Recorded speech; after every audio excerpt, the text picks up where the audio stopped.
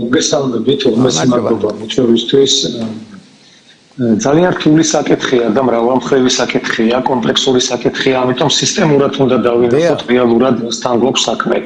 13 წელია ქართული ოცნება არის ხელისუფლებაში, მე 14 წელი დაიწყო და მთელი ამ წლების განმავლობაში რეალური ეკონომიკური პოლიტიკა, მონეტარული, ფისკალური პოლიტიკა არ განუხორციელებიათ, რამაც მოიყვანა დღემდე ეს ქვეყანა. მაგრამ აქ ჩვენ უნდა ვისაუბროთ იმაზე, რომ არა მარტო შიდა პოლიტიკური წუხილებია და შიდა პოლიტიკური პრობლემები, ჩვენ გვაქვს გეოპოლიტიკური პრობლემებიც, იმიტომ რომ თქვენ კარგად იცით, რომ მიზანმიმართულად შეგნებულად ჩააგდეს ანაკლიის პორტის მშენებლობა, რომელსაც ჰქონდა თავის გეოპოლიტიკური მნიშვნელობა და საქართველოს ფუნქციას მიანიჭებდა, რაც ბუნებრივია სერიოზულ ეკონომიკურ დივიდენდებს მოგვიტანდა ჩვენ და ჩვენ ქვეყანას. მაგრამ ეს ყველაფერი რომ ასე ვთქვათ, არ განახორციელეს და მიზანმიმართულად დააზარალეს, ბუნებრივია რომ ეს ყველაფერი აისახა ქვეყანაზე. ამას დაემატა ისიც რომ კორუფციამ შეჭამა საქართველოს, თქვენ იცით რომ მათი პრემიერ-მინისტრები, მინისტრები, ministris მოადგილეები არიან დაჭერილები, დღეს აგერ თბილისის მერიაში ამოვარდა კიდევ ერთი კორუფციული საქმე და პროკურატურამ ოფიციალურად დაადასტურა, რომ თურმე რაღაც კორუფციულ გარიგებებთან გვაქვს საქმე და საშუალო დონის чиновникები, თქვენ წარმოიდგინეთ, სულ ცოტა ხნის წინ იყო, ხო? მინისტრის მოადგილე დაკავებული, რომელიც გირაოს ნაცვლად გაათავისუფლეს და 500.000 ლარი გადაიხადა. წარმოიდგინეთ რა დონის, რა ხელა მასშტაბის თანხებზე არის საუბარი, როცა საშუალო მასშტაბის чиновникებს შეუძლიათ რომ 9 მილიონი და მილიონი ლარი გირაოს სახით გადაიხადო. აქედან გამომდინარე, ერთი მხრივ გეოპოლიტიკურმა, არასწორმა პოლიტიკურმა და ეკონომიკურმა პოლიტიკამ და ასევე შიდა არასწორმა ეკონომიკურმა პოლიტიკამ მიგვიყვანა იქამდე, რომ ეს ფასები მუდმივად იზრდება. ამას ემატება ის, რომ ოლიგოპოლიზაციისკენ მიდის პროცესი, ანუ ნებისმიერი დიდი კომპანია არის ბმასთან ხელისუფლებას. ბმაში ხელისუფლებასთან მათი კომპანიებია შეიძლება ეს იყოს გაფორმებული ცოლებზე, სიდედრებზე, სიმამრებზე, ირიბად, მაგრამ რეალურად საქართველოს პარლამენტარები და ასე შემდეგ აკონტროლებენ ამას მინისტრები და მინისტრის მოადგილეები. დღესაც ახლა კომისია რო შეიქმნა, მაგაზეც თუ ვისაუბრებთ, 8 წევრიდან ქართული ოცნების 7 მილიონერი არის. როგორ შეიძლება როგორ შეიძლება რომ ამ ხალხს ეს მოდის ხალხის ოპოზიციიდანაც იქნებოდა იქ და უმრავლესობა წესით ოპოზიცია უნდა ყოფილიყო და 7 კაცი ყავთ თავიანთი, რა ლოგიკა არის, ახლა 3 არის დანარჩენებზე და ცოტა უცნაურად მოიქცნენ, არ ვიცი. ფაქტი არის, რომ ძვირდება ეს სურსათია მთავარი პრობლემა. ხალხი ღარიბდება, გაღარიბებულები არის და სურსათზე მაინც და მაინც რომ პედალირება მოხდა, ეს ცუდია ქვეყნისთვის და მოსახლეობისთვის და რა გამოსავალი რა უნდა იყოს, თქვენი აზრი მაინტერესებს ნიკა. გუშინ სტატისტიკის ეროვნულმა სამსახურმა თქვენ სწორედ გზანეთ გამოაქვეყნა ეს ინფორმაცია ინფლაციის დონის შესახებ 4 და 8% არის წლიური ინფლაცია, მაგრამ ამ ციფრით სპეკულირებენ ქართული ოცნების წარმომადგენლები. რეალურად თქვენ ძალიან სწორი აქცენტი დასვით. თავარი არის პროდუქტებში რამხელა ინფლაცია და კურსში და გვაქვს ჩვენ ზოგ შემთხვევაში 30% 20 და მეტი პროცენტიანი ინფლაცია, რაც ბუნებრივია, პირდაპირ აისახება დაბალი და საშუალო შემოსავლების მქონე ოჯახებზე. ანუ მე და თქვენ რომ შევდივართ მაღაზიაში, იქ ძირითადად ჩვენ ვხედულობთ სურსათს, პროდუქტს, რაც ყოველდღიურობაა ჩვენი, ხო და აი აქ არის სწორედ განსაკუთრებული ზრდა, არის 15%-იანი, პური მაგალითად 14%-ით არის, ხო ინფლაცია. ხორცპროდუქტებიც იგივე 14%, თევზეული 20%, ზეთი და სხვა ცხიმები 9% და ასე შემდეგ. რეალურად ეს ყველაფერი აწვება დაბალ და საშუალო შემოსავლიან მოსახლეობას და ჩვენ როცა შევდივართ მაღაზიაში, იმაზე კი აღარ ვფიქრობ, თქვათ რა შეიძლება დავიმატოთ, კიდევ რა ვიყიდოთ, უკვე ვფიქრობთ იმაზე, ჩვენ სამომხმარებლო კალათიდან რა უნდა ამოვიღოთ, რომ გავწვდეთ. პენსიონერი, რომელიც გუშინ შედიოდა მაგალითად მაღაზიაში და ყიდულობდა პურს, რძეს და ცოტა ხილსაც, დღეს უკვე ინავლე თანხით მხოლოდ პურსა და რძეს ყიდულობს. აი ეს არის პრობლემა. ნიკა რა კარგი რა ამ თემას შეეხეთ, მაპატიეთ რა, გამოცდილი ადამიანი ხარ და ეგ ლოგიკით რომ უყურებ. ჩვენ საოცარ სიტუაციაში ვარ და ნუ ძირითადად ახლა თბილისში მე როგორც ვიცი 600-დან 700.000-მდე პენსიონერია. სურსათზე რაც იხარჯება, იმდენი იხარჯება წამლებზე და წამლების გაძვირდა ნიკა. არ არის ეს ნორმალური სახელმწიფო თუ უნდა ჩაერიოს ამ საქმეში ან გარანტიები მისცეს მოსახლეობას რომ შეარბილებს ინფლაცია ავარდა რა. ეს საფრთხის შემცველია, ეს სტაბილურობის ახლა ეს კობახიძე კი იძახის რომ ესაო რა ქვია წეის არის, წნეხი არისო და სხვა საბოტაჟი არისო. საბოტაჟი არა, არასწორად მართავენ თქვენი აზრი. ჯანმრთელობის დაცვის მიმართულებით წლიური ინფლაცია გვაქვს 8.3%. ფაქტობრივად თვითუნება გახდა ექიმთან ვიზიტი, გამოკვლევები, მედიკამენტები, თან ეს ხდება იმ ქვეყანაში, სადაც მოსახლეობის არც თუ ისე მცირე ნაწილი ქრონიკული დაავადებებით ცხოვრობს. ხო, ამხრივად ძალიან გართულებულია ნებისმიერი მხრიდან, როგორც არ უნდა შევხედოთ, რაც პირდაპირ აისახება ადამიანების ყოველდღიურ ყოფაზე, გვაქვს გაძვირება და ამის საპირწონედ შექმნილი არის უბრალოდ კომისია ოფიციალურად ესე გამოიყურება, რომ შექმნის კომისია რაღაც ბუტაფორიული და ყავდი პროპაგანდით ცდილობენ მოსახლეობის შეცდომაში შეყვანას. ხო, რეალურად ისინი აკეთებენ რას? ერთადერთს ასაც აკეთებენ, იბარებენ, მაპატიეთ გამოხატვისთვის, მაგრამ პირდაპირ ესე ქვია მაგას იბარებენ, როგორც წარმოებლებს, ისე მარკეტის მფლობელებს, დისტრიბუტორებს და მათზე ახორციელებენ ადმინისტრაციულ წნეხს. აიძულებენ ამ ხალხს რომ დაწინონ ფასები, მაგრამ ეს შეიძლება მოკლევადიან პერსპექტივაში იყოს რაღაცა შედეგის მომტანი იყოს, იცი და უკვე 2-3 თვე ახლა გვერდით აფთიაქი მაქვს, უნდა მივიდე ახლა სუბციდები ხოლმე მე და გაძვირდა, იცი და ტერაპევტ აიქოლდე ესეთი რაღაცები გაძვირდა და ძირითადად ადამიანები ახლა თუ გინდა რომ იმუშაო, უნდა წამალი დალიოდა. რატომ დაი დეკემბერი, იანვარში, თებერვალში რატო უმატებენ ფასს? ეს ხაი რბილად რო თქვა უცნაურობაა. თქვენი აზრი? რა თქმა უნდა, უცნაურობაა, მით უმეტეს რომ ეს არ დაწყებულა, ხო, ახლა 2021 წელს ეს წლების განმავლობაში ძვირდება. ჩვენთვის ცხოვრება უკვე, რა ვიცი, ყოველწლიურად უკან და უკან მიდის ამხრივ ჩვენი მდგომარეობა, მე არც ვიცი, აი ძალიან ბევრჯერ მიკითხავს, როგორ არსებობენ საერთოდ ადამიანები, როგორ ყიდულობენ პროდუქტს, ტანსაცმელს როგორ ყიდულობენ, იმიტომ რომ ყოველდღიური გაძვირება არის. ამ მიმართულებით თუ ჩვენ სურსათზე, მედიკამენტებზე და ასე შემდეგ ვისაუბრებ და ქართულ ოცნებას შეიძლება დარჩეს კიდევ რაღაცა სპეკულაციური სივრცე, რომ სხვადასხვა აქტორებმა გააძვირეს ეს ყველაფერი, აი რა პასუხს გაგცემენ თქვა მუნიციპალურ და სახელმწიფო სერვისებზე, რომ გააძვირეს პასპორტის აღება, პირადობის მოწმობის აღება, საზოგადოებრივი ტრანსპორტის გზავრობა, რომ გააძვირეს პარკირების ჯარიმები. პარკირების ჯარიმა მაგალითად 10 ლარიდან გაიზარდა 50 ლარამდე, ხო? თქვენ მე მინდა რომ გითხრათ, მე სტატისტიკა გამოთხოვილი მაქვს 2018 წლიდან 2023 წლამდე პერიოდში დაახლოებით 4 მილიონი საჯარიმო ქვითარი არის დაწერილი და მოსახლეობიდან ამოღებულია 130 მილიონ ლარზე მეტი. წარმოიდგინეთ, შეიძლება ზრდიდე გადასახადებს, მაგრამ ამას უნდა მოხვებოდეს სერვისის გაუმჯობესება. ეხლა მე საერთოდ ეთერში ექსტრემალური სიტუაციიდან ვერთვები, იმიტომ რომ 1 საათის განმავლობაში ფიზიკურად ვერ მოვაღწიე ამ საცობების გამო დანიშნულების ადგილამდე, ხო?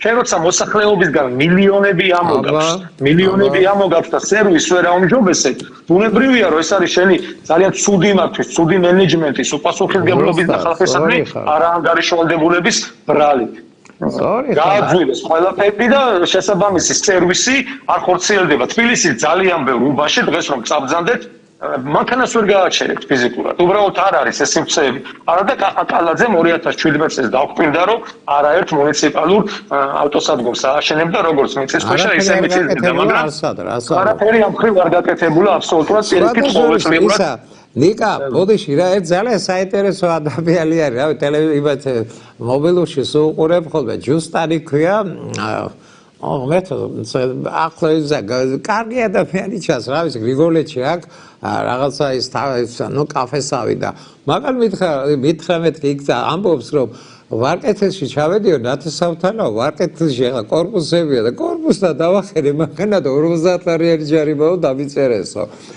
მართალია არ არის ეს იცით აი ცუდი საქმე არის რომ აი 150 მე სადღაც ავიკითხე კიდევაც 260 მილიონამდე არის ჯარიმები ყველაფერი რო გავაერთიანო და ძალიან დიდი დაბეგრები არის იცით მოსახლეობა ცოდვა ღარიბდებიან ესე ჯერ ბენზინი ისე ძვირიღის მანქანის რემონტი ისე ძვირიღის და აი ამ სტაიანკებს ახლა თქვენ რომ 50 თქვით უფრო მეტიც არის და ზოგ შემთხვევაში ეს მოსახლეობები გაცილებით მეტია კი ბატონო მაინც მოდი თავაზე ვისაუბროთ აი სურსათია ძალიან გაძვირებული აი ძალიან აი საოცრად გააძვირეს და აი ცოდვა ეს ხალხი არ ვიცი ახლა თქვენი აზრი მაინც ვაჭრებს მაღაზიებში გაცილებით ძვირიღის ციტრუსები ვიდრე ბაზარში ახლა დეზერტირის ბაზარში ვიღავი, პორტოხალი იყო, ძალიან თურქული იყო, მაგრამ მაინც 2 ლარი იღებდა და მაღაზიებში 4-5 ლარი იღებს. რაღაცაშია საქმე.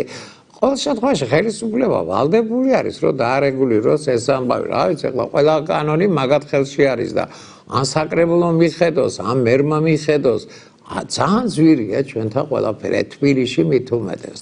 თქვენი აზრი? ამის მრავალმხრივი მიზეზები აქვს. ამას ერთი მთავარი მიზეზი არის, რომ არ ხდება ადგილობრივი წარმოების წახალისება და ძირითადად ჩვენ დამოკიდებული ვართ იმპორტზე. მე სტატუსიც მეწერა სოციალურ ქსელში, რომელსაც ძალიან დიდი რეზონანსი და გამოხმაურება მოყვა. ვერ წარმოიდგენთ უბრალოდ 15,000 ტონა რძე შემოგვაქვს ქვეყანაში, როცა ჩვენი მეცხოველეობის ქვეყანა ვიყავი წლების განმავლობაში, მე არ ვიცი სოფელი საქართველოში, ყოველ შემთხვევაში ჩემს ბავშვობაში ესე იყო, რომ სოფელსაც რამდენიმე ნაკლი არ ყავდა და ოჯახები თვითონ აწარმოებდნენ რძეს, ყველს, მაწონს დღეს ძალიან დიდი ნაწილი ამისი არის იმპორტირებული და ეხლა კიდევ 5,000 ტონით გაიზარდა შემოტანა.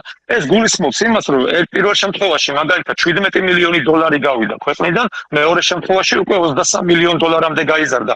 ეს ფული ნაცვლად იმისა, რომ ადგილობრივ წარმოებაზე იხარჯებოდეს, გლეხის წახალისება ხდებოდეს. საძოვრები აღარ აქვს გლეხის, ხო? ეს ყველაფერი აისახება, იმიტომ რომ ჩვენ პირწმინდად დამოკიდებული გავხდით იმპორტზე.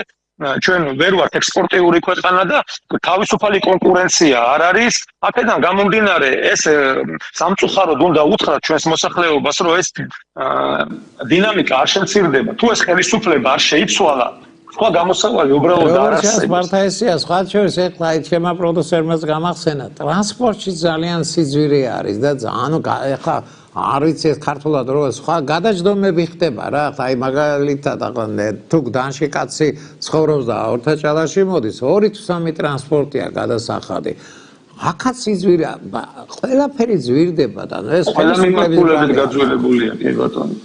რა ვიცი, გამოსავალი არის ამ ხელისუფლების ცვლილება, სხვა გამოსავალი უბრალოდ ესენი 14 წლის განმავლობაში არიან ხელისუფლებაში და ეკონომიკური პოლიტიკის გამკეთებლები რო იყვნენ, ნუ გააკეთებდნენ, ხო ვერ აკეთებენ, ფაქტია რომ ვერ აკეთებენ, არ აკეთებენ, ამიტომ ერთადერთი გამოსავალი რაც არ უნდა ეხა შორეულ პერსპექტივა ჩამდეს, არ ვიცი, მაგრამ ჩვენ ისე დინამიკაში ვართ, თვითონ შიგნით და გეოპოლიტიკურადაც, რომ ნებისმიერ წამს შეიძლება მოხდეს ისეთი რაღაც, რამაც შეიძლება რომ ამ ხელისუფლების გარდაუვალი ცვლილება გამოიწვიოს ძალიან მალე. ამიტომ მოსახლეობამ ბუნებრივია, ყურები არ უნდა ჩამოყაროს, უნდა ეცადონ რაღაცნაირად კონსერტინდნენ, ორგანიზდნენ, იმიტომ რომ ერთი კიდე დიდი სატკივარი ჩვენი ქვეყნის რაც არის ძალიან ბევრი მოქალაქე გადის ქვეყნიდან სამწუხაროდ ფიზიკური გადარჩენისთვის ადამიანებს უწევთ რომ ემიგრაციაში წავიდნენ. ეს კიდევ ცალკე პრობლემაა და იმ ადამიანებს, რომლებიც 3 მილიარდ ლარზე მეც გზავნიან ყოველწლიურად ქვეყანაში და ფაქტობრივად ამაზე დგას რაღაც ჩვენი სახელმწიფო, ხო?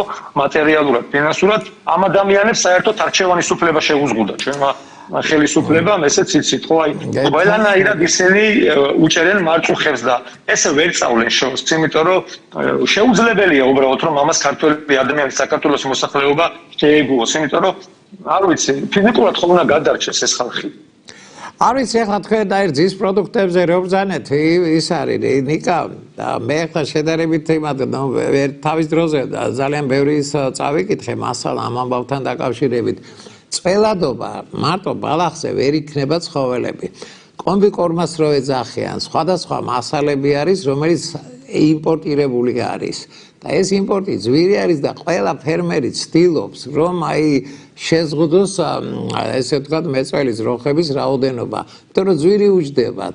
ახლა მე მიკვირს, მართა მიკვირს, ეს სახელმწიფო პოლიტიკის რანგში უნდა ავიდეს და ამაზე არავინ არ ზრუნავს.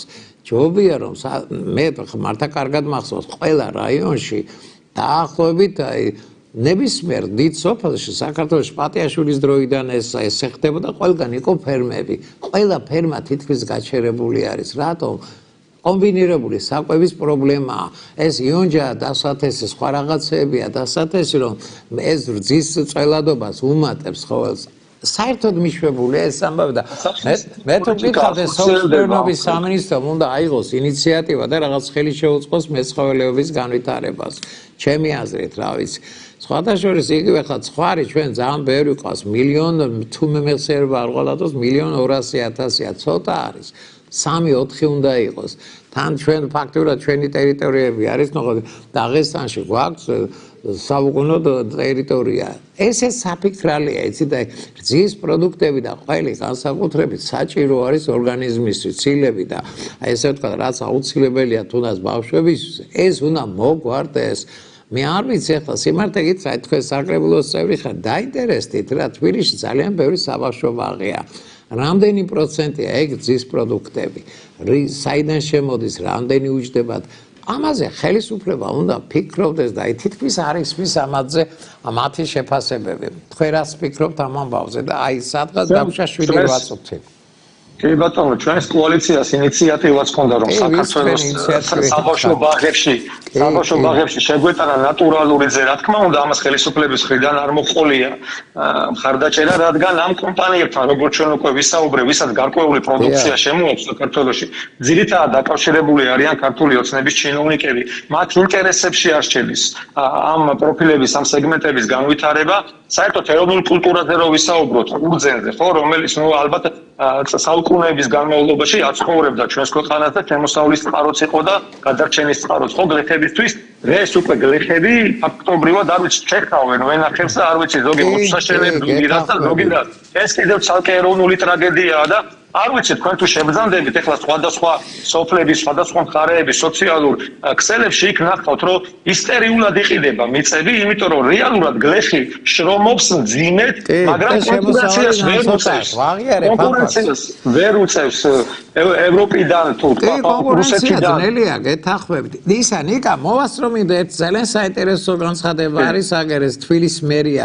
შიდა აუდიტის სამსახურმა თბილისის სატრანსპორტო კომპანიის ბალანსზე რიცხვის სატრანსპორტო საშუალებებზე და სპეცტექნიკაზე გაწეული ხარჯები შეისწავლა, გაჩნდა კითხვები და ამიტომ მასალები პროკურატურაში გადაიგზავნეს. ძალიან მნიშვნელოვანია, ახლა თქვენ საკრებულოს წევრი ხარ და დაჟინებით გთხოვთ დაინტერესეთ ამითი. დედაქალაქის მერიამ ესე იგი ეცადეთ სარემონტო ისა ეცადეთ აი ქარხნის სარემონტო ქარხნის პასუხისმგებელი პირების მიერ დიდი ოდენობით თანხის მითვისების ფაქტზე ესე იგი მიმდინარე გარემო ესა გამოძიებას ემსახურება. საკრებულოს წევრი ხარ, შეისწავლეთ რა.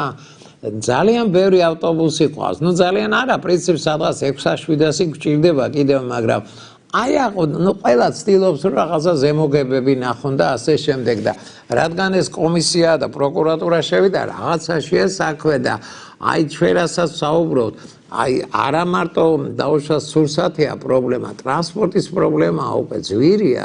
მე შემთხვევით არ გითხარით, აი თითქმის ჩემი ყველა თანამშრომელი სამ ტრანსპორტს ძლივს და ძვირიჯდება. და ახაც კიდე რაღაც მამაძაღლობებია და მე გამიხარდა რომ პროკურატურამ თავად დაიწყო ამ პროკურატურა მეთქია მერიამ გამოძიება ამ საქმისა. საერთოდ იდეალური იქნებოდა ჩემი საზრით აი გდანში დაუშვათ საწარმოები აშენებულიყო ისეთი რაც თუნდაც აი ორთაჭალაში არის ან ისანში არის გაგვემარტივებინა ცხოვრება ხალხისთვის რომ 15-20 წუთში ან 9 საათში მივიდნენ სამსახურებში. თითქმის ყველა ჩემი თანამშრომელი გდანში ცხოვრობს. შორია მათთვის. აი რაღაცები არის მოსაფიქრებელი, ან მეტროპოლიტენის არ ვიცი, რაღაცებია საფიქრალი და მე არ ვიცი სიმართლე გითხრათ, აი საკრებულოში ამ საკითხების განხილვა ხდება თუ არა. ეხლა თქვენ ძალიან მნიშვნელოვან საკითხს შეეხეთ, დღეს გამოვიდა ეს თემა პროკურატურამ დაადასტურა, რომ დაიწყო გამოძიება.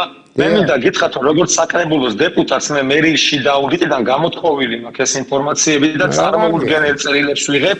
თქვენ წარმოიდგინეთ 2017 წელს, 2018 წელს, 2019 წელს და ასე შემდეგ. აღმოჩენილია დარღვევები, მიმართული აქვს მერიის შიდა აუდიტის სამსახურს პროკურატურისთვის, მაგრამ გამოძიებები არ ხდებოდა, თაროზე ხდებოდა ამ საქმეების შემოდება. აი ეს არის ძალიან სამწუხარო და ყველაზე ცუდი ამ ამბავში, რომ ეს კორუფციასთან რეალური ბრძოლა კი არ არის. ეს არის შიდა კლანური დაპირისპირება. ამ შემთხვევაში ალბათ მახაკალაძეს აქვს ხარი შეყენებული, ამიტომ მას ყოველი მხრიდან ესე თქვა შემოუსხდნენ და წლების განმავლობაში ეს თაროს და შემოდებული საქმეები ამოიღეს და ალბათ ჩვენ კიდევ არაერთ მერიის სამსახურში ვნახავთ შესულ პროკურატურას, შესულ უსაფრთხოების სამსახურს და ეს არ მეტყველებს იმაზე, რომ ქართული ოცნების ხელისუფლება სისტემურად ებრძვის კორუფციას. ეს მეტყველებს იმაზე, რომ ძალაუფლებაში ყოფი ერთი ცდილობს, რომ თავის ხელში მოაქციოს ეს პოლიტიკური ძალაუფლება. ეს არის ყველაზე სამწუხარო, თორე როგორ შეიძლება 2017-18-19 წლებში შესული იყოს პროკურატურაში კონკრეტულ დარღვევებზე ინფორმაცია და ამას რეაგირება არ მოხდოდეს. ეს ცალკე დანაშაული არის მაშინ, იმიტომ რომ ეს ხალხი ვინც ამ უწყებელში ზის, ჩვენი გადახდილი გადასახადებიდან.